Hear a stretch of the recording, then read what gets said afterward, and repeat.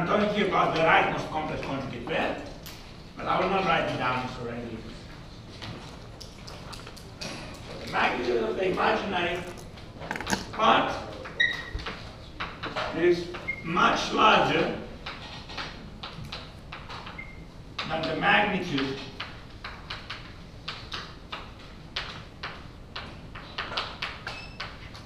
of the real part.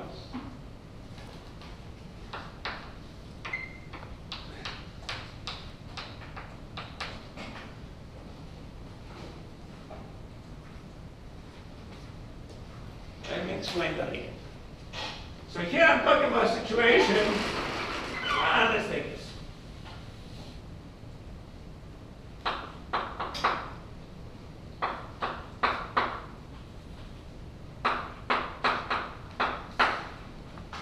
Let's say I have this.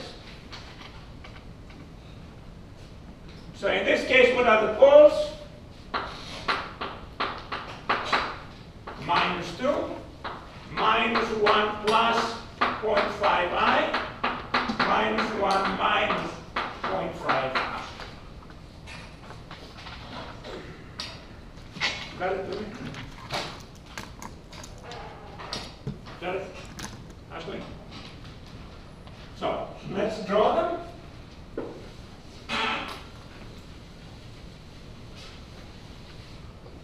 So, I have, which is the dominant? Well, I have, here is minus 2. Real part of the complex conjugate, minus 1.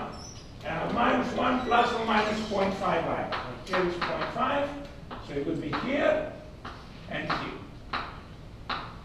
So these are my 3 poles. Clear?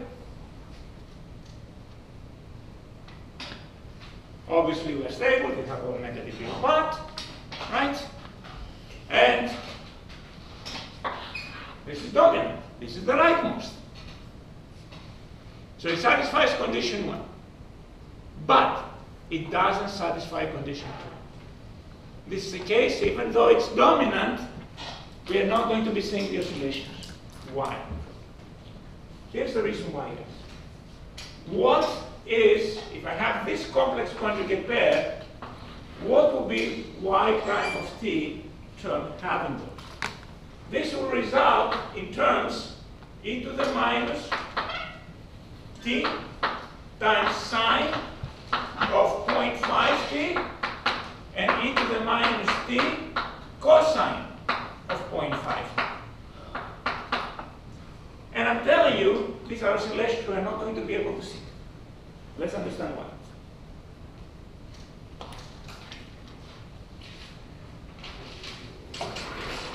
E to the minus 2 is the amplitude. This is the amplitude. 0.5 is the frequency. So the complex part is the frequency, which means that the period is 2 pi over the frequency. So period of the oscillation is going to be 2 pi over 0.5. With me? You know, frequency, period is 2 pi over the frequency. So let's put some numbers here. So the period is 6.28 over 0.5, so about 12 and a half.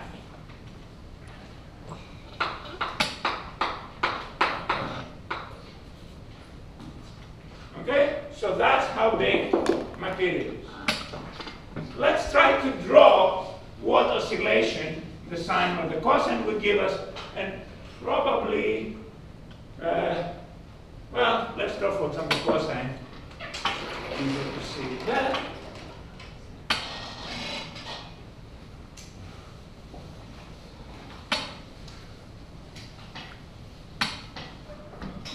So, let's draw the cosine.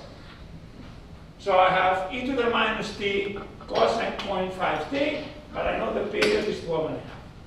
At time 1, the amplitude is 1, e to the minus t is 1, and cosine of 0 is 1. So at time 0, sorry, at time 1, I mean at time 0. At time 0, we are at 1.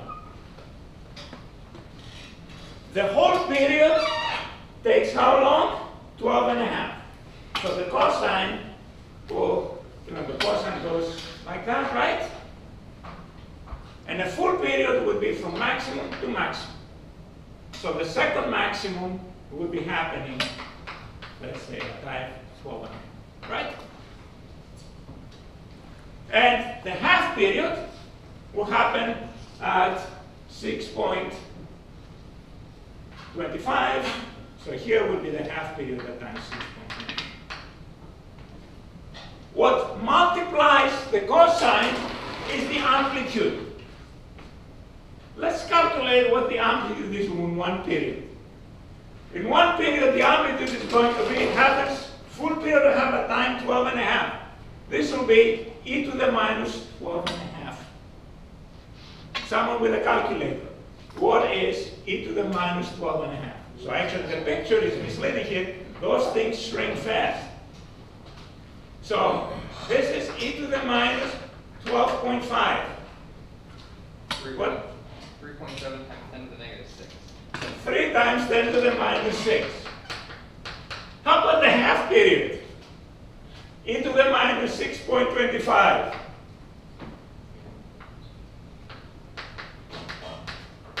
What's that? 0.0019.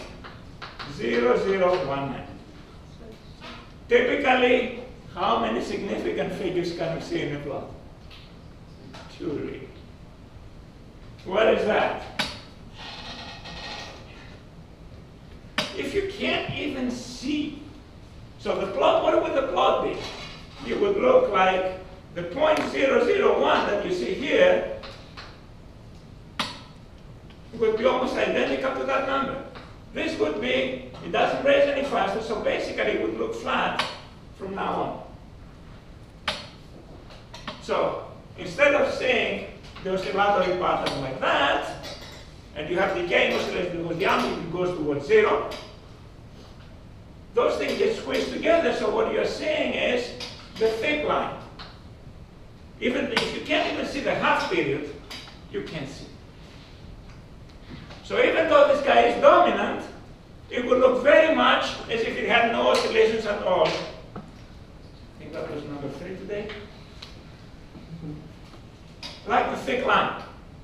Mathematically, it has the oscillations. Mathematically, it looks like that. But in a graph, if we plot it, it would look like that. I can't do any good problems on that. Asking you to plot it. All right, have one close. Do you understand it, guys? So, it's not that it disappears and compared to something else. It's by the time you reach a half period, the amplitude has practically dropped to 0. Okay? So you can compare half period amplitude, compare what the amplitude is after half a period to original amplitude to see if you would be seeing the oscillation. Clear? Sean? Good. So that's the second condition. All right, okay? All right. Let me grab my notes just to make sure I don't forget something. By the way, so that you know, we are on APC 5, okay? All this is in APC 5. All right, so we talked about oscillations. Okay, the next thing is, so far we have totally ignored the zeros. But the zeros are important too, not only quite as critical as the poles, but also important. So the next topic, okay, what should I do for this? I guess I'll erase that board.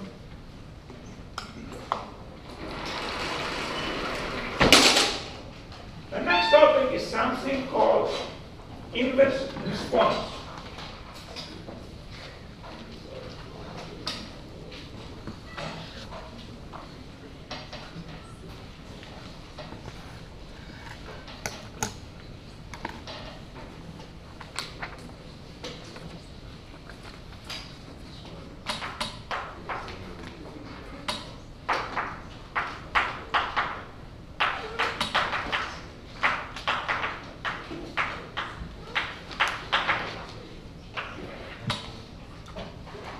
have a step change in the input, and the output responds in some way and reaches, let's say, a new steady state. Most of the times, if ultimately it's higher, it will move always in that direction. But there are situations where the beginning of the response is in the opposite direction than you ultimately end up in. So here is why ultimately we go up, but it could be that at the beginning, first it goes down and then it goes up. Or if ultimately it goes down, it could be that it can be with or without oscillations. So it could be this. That's another case of inverse response. Ultimately it goes down, but the very first thing it does, it goes up. Let me give you a couple of physical examples of this phenomenon. Let's say that I have a highly exothermic reactor. As is common in those situations, one way to decrease the cooling cost is to use a cold feed. So your feed will be coming in at a temperature lower than the temperature of the reactor. What would happen if I increase the flow rate of the feed? Cool it down. So I increase the flow rate of the feed. With me, highly exothermic reactor, I increase the flow rate of the feed. The feed is colder than the reactor. What's the very first thing that will happen? The temperature will go down. What's another thing that is happening? I'm also putting more reactants there. Oh, sorry.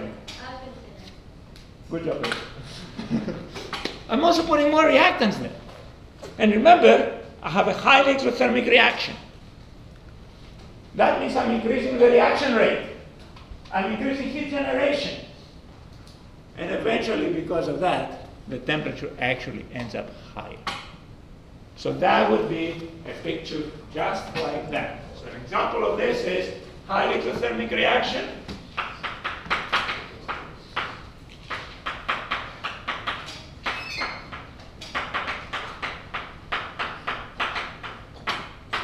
With cold feed. So we increase the feed, and the temperature first immediately goes down, but then it goes up high. That's inverse response. By the way, if I had a mildly exothermic reaction, it wouldn't be inverse response. Mildly, what we do is, it would immediately go down, then it would come back up again, but not reach a new value higher than that. So mildly exothermic, that's not inverse response.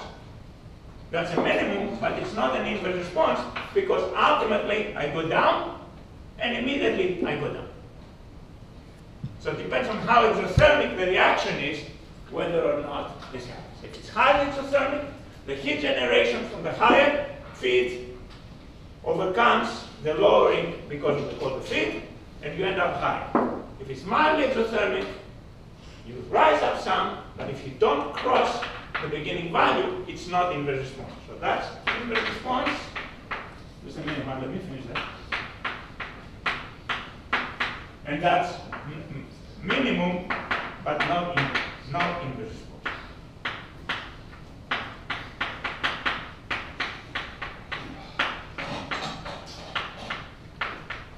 One question. Why does it have to be cold? I would just imagine if you add more reactant, it would just drive the reaction to a Ask light. me after class. This. Okay. You want to? Okay. Well, okay. Very fast. You want to cool the reactor to operate where you want. So that's why you have coolant typical in the reactor, and one way to decrease your cost is to be using cold feed. You're going to take the reactors class, you're going to learn that, you're going to learn it more in the design class. Okay. All right. Another example. Let's take our favorite distillation column. Let's say we increase the steam pressure of the reboiler. and we're monitoring the level of the reboiler. What's the very first thing that happens if you increase the steam pressure of the reboiler to the level of the reboiler? You have higher boil up. So what happens to the density and more bubbling, etc.? What will happen to the level? Jared? Yeah, it should go up. But eventually what happens? You're boiling up more. You lose more liquid. Eventually it goes down. So that's the second example of inverse response. It's not terribly common, but it's not that uncommon. And mathematically, inverse response is a consequence of one, only one. A right-hand zero. A zero with positive real power. Right-hand pole means stability. Right-hand zero doesn't mean stability. It means inverse response. So,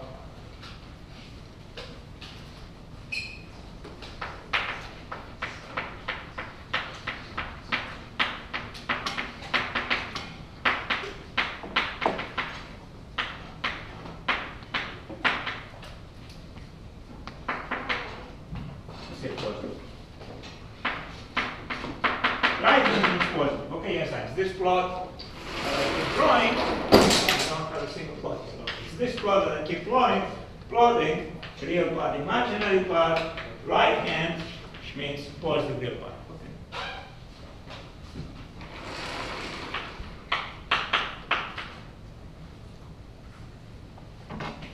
Okay? So, if we have a positive zero, we'll have inverse response.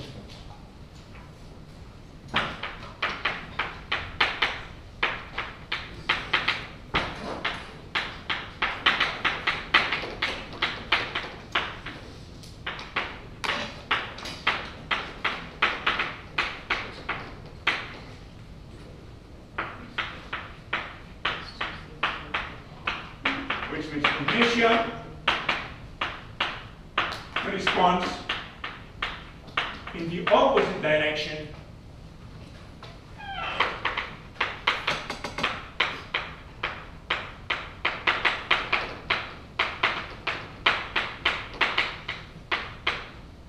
from ultimate.